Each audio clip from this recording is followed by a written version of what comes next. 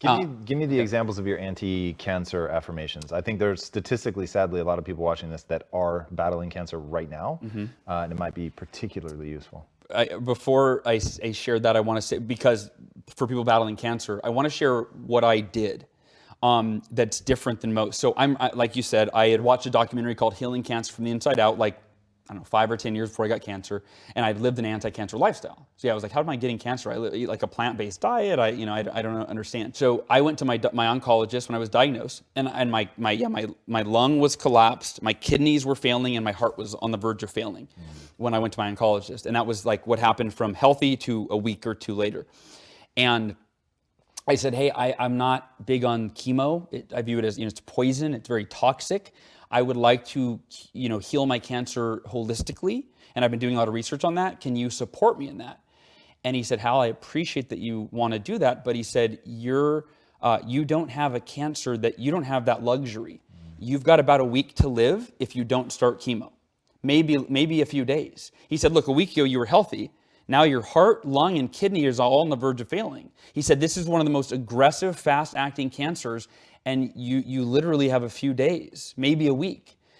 And I thought it was a scare tactic, right? I was like, like in my head, like kind of middle finger, like, oh, I don't, I said, give me 24 hours, let me go home and I'll find out the truth from Google. And so I consulted Dr. Google, right? And basically found out that, he wasn't exaggerating. So I found out that was true. So I basically almost, against my will, like everything, my values, my beliefs, I had to go get chemo. It's the most intensive chemotherapy regimen, to my knowledge, that there is. And so that even made it harder. And it's a 20 to 30% survival rate.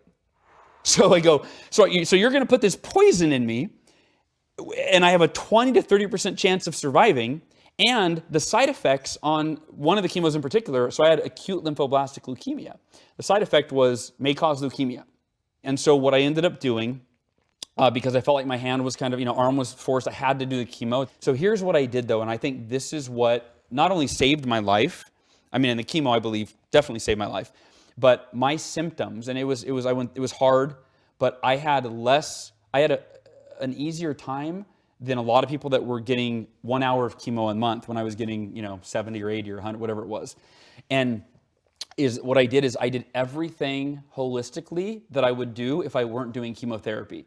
So, and I didn't, and I had never found anyone that really had done that. It was usually either or. But so I did coffee enemas, right? There's no effort more extraordinary than, sticking a tube in your butt. I took like 70 supplements a day. I did, my diet was already on point. So I just kind of, kept added juicing and some other things.